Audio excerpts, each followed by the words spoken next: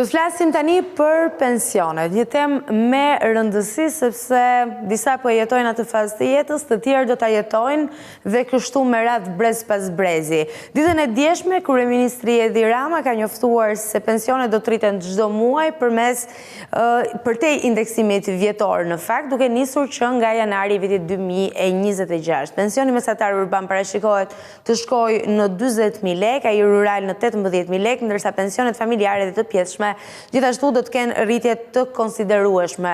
Rritja do bëhet çdo muaj.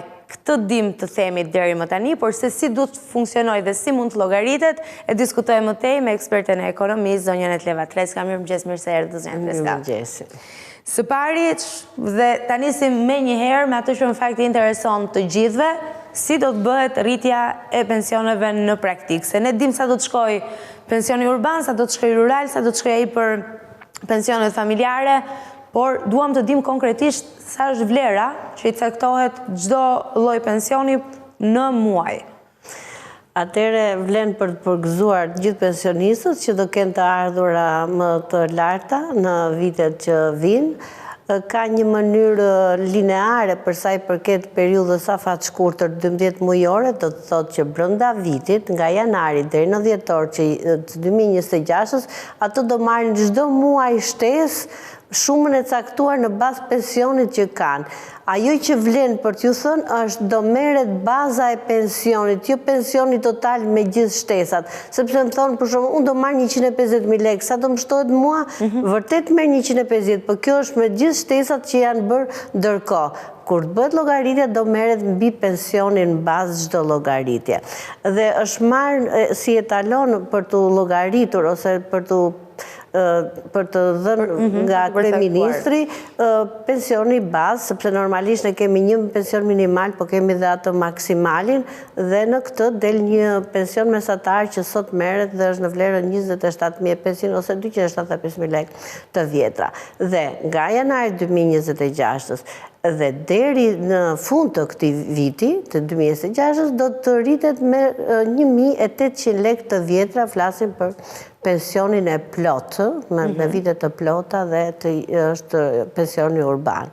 Ose pensioni i qytetit, të themi më mirë mbase duat është më thjeshtë për të interpretuar, po. Sensibël, domethënë, do bëjmë një deal bashkë, do flas vetëm me të vjetra dhe do të them në mënyrën sa më popullore fjalët që ta përcjell, sepse është një lloj tensioni, një lloj ankthi që sa do marr, çfarë do bëj, se kur flisim për paran dhe për tek shtresa që mbijetojnë, atëherë ky moment është sensibël. Pra, do marr 1.800 lekë të vjetra. Në janar 1.800, në shkurt 1.800 dhe me radhë, do me thënë, është e njëjtë shtesa për 2026. Kur të filloj janari 2027, ne nuk do kemi më pensionin që kishim, po do kemi pensionin me gjithë shtesat që janë bërë në 2026. Pra gjithë shuma do llogaritet në një të tërë. E kam pensionin 275.000 lekë, plus shtesat që më janë bërë nga 1.700 lekë çdo muaj, dhe mua pensioni i ri në 2027 më del më i lartë. Dhe mbi këtë do të llogaritet pjesa tjetër, nuk do jetë me 1.800, do jetë dy fishin 2027, që do thotë 1.800 erë, 3.600 lekë do ketë shtesë mujore dhe do vazhdoj gjithë muajt, sepse ka një gjë, është thënë terma progresive. Kur themi progresive, i bie të bëj këtë lloj kalkulimi për çdo muaj, është shumë vështirë, është pothuajse pamundur që një ushtri e tërë si që janë pensionistët të arrisë që ti bësh kalkulimin nga ana fizike, domethënë nga ana burimi njerëzor, dhe sa do të jetë programuar është e vështirë, kështu që në brendësi, në afat shkurtër do jetë llogaritje lineare nga 1.700 nga 1.800 dhe me radhë, sepse ka dhe 600 lekë të vjetra që është pensioni rurali familjari. Dhe ndërkohë duhet parë në këtë linjë, pastaj do vazhdoj në 2023, të jetë 3 fish dhe pastaj në 2029 do jetë 4 fish, po me të njëjtën logjik për të llogaritur. Pra, merr çdo muaj dhe pastaj në fund llogaritet si një e tërë dhe rifillon edhe një herë rritja duke bërë llogarit për pensionin që tashmë ke me këtë lloj formule të re që po aplikohet dhe do aplikohet që nga janari i vitit 2026. Në praktikë ajo çfarë unë kuptoj, zonja Treska, është që pensionistët nuk do ta ndjejnë menjëherë këtë rritje të pensionit, sepse e dim që edhe inflacioni është problem, është ai që i mban mbërthyer ekonomitë globale, por në fund të vitit do të kenë një shumë më të madhe parash që do të marrin, teksa fillon viti i ri. Por ajo çfarë lind si pyetje në këtë pikë është se a mund ta përballoj buxheti i shtetit shqiptar këtë skem të re, këtë Pse kemi dy medalje, anën e pensionistëve që e meritojnë të rritet dhe jo kaq, po dhe ndërkohë anën se si funksionon dhe si menaxhohet buxheti i shtetit. Atëre, ne çdo vit, jo vetëm Shqipëria, po çdo muaj, po dhe vendet Ballkanit, po dhe më gjërë, është një krizë e madhe të fondit të pensioneve. Dhe nuk e kam kuptuar dhe them gjithmonë se si kemi ngelur me skemën e Bismarckut që ishte në 1700 që ka jetuar. Megjithatë, realiteti është që ne borxhi për pjesën e sigurimeve rritet si Shqipëri dhe më gjërë. Atëre, është llogaritur vetëm shtesa që do bëhet për pensionet të mbulohet nga buxheti i shtetit. Po plaga dhe katastrofa e sigurimeve vazhdon të mbetet e hapur. Po se s'ka ndryshuar asnjë politikë.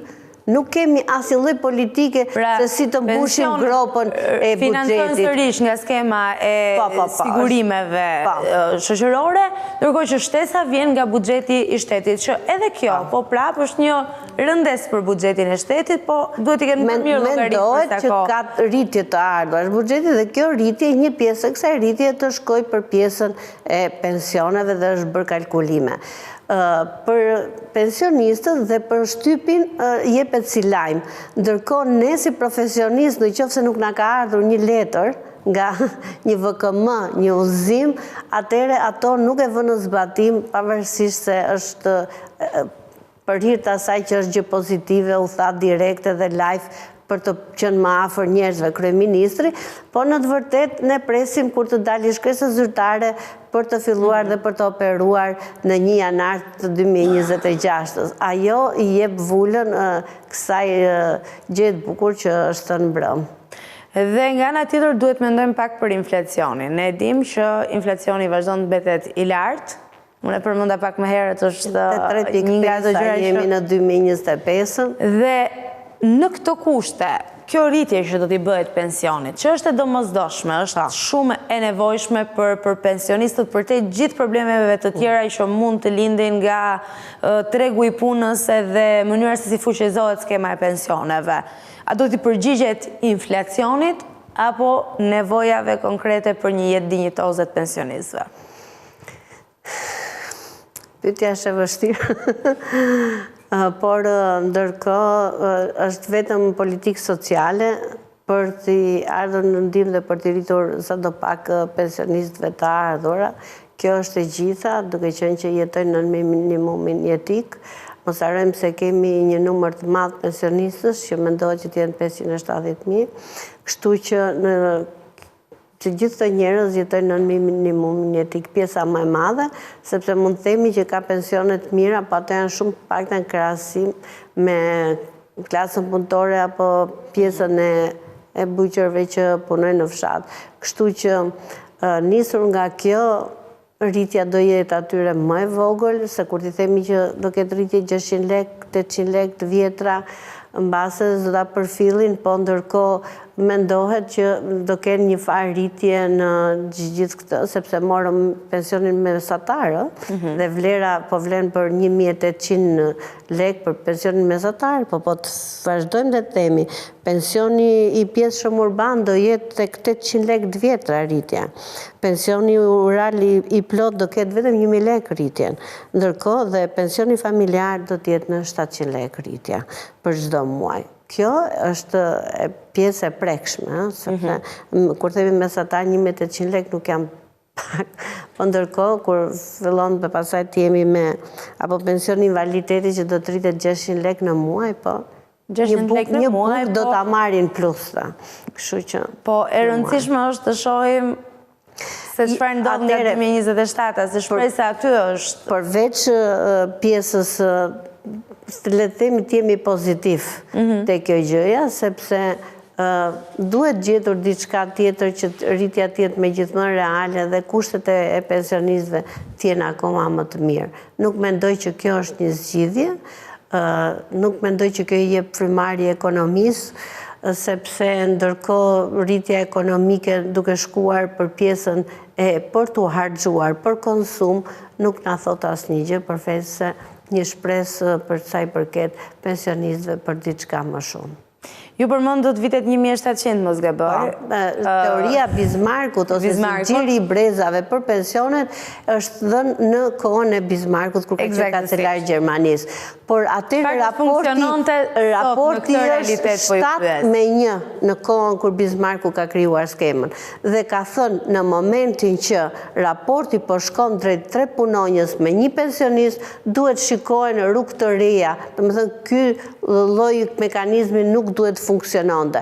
Nuk mendoj që neve nuk jemi të aftë në kaq shekuj për të ndryshuar këtë skemë, përmbase janë politika të tjera që këtë shtres të pamundur të jetoj me këtë lloj pensionesh. Sepse unë nuk mendoj që ka në një logjik tjetër, por nuk jam profesioniste fushave të tjera, kështu që nuk mund të flas, po flas vetëm për pjesën e fushës së financës që është pak. Po, nga ana tjetër, ky është një hap pozitiv i duhet të shikojmë të dyja krahët, po. Duhet të shohim të dy anët e medaljes. Zonja Treska, unë ju falenderoj për informacionin, besoj që ua kemi bërë shumë të qartë dhe shumë të thjeshtë qytetarëve të kuptojnë se si do të funksionojë rritja e pensioneve, jo tashmë vetëm indeksimin vjetor, por një herazi edhe një rritje çdo muaj. Sigur se ju e sqaruat, më tej do llogaritet shumë e tërë dhe nga 2027 në vim deri në fund mandatit të qeverisë, sikur se është bërë me dije nga kryeministri Rama, do të vazhdoj kjo rritje e pensioneve në mënyrë që urojmë të shërbejë të gjithëve që të kenë një jetë sa më të denjë. Faleminderit edhe një herë. Kënaqësi.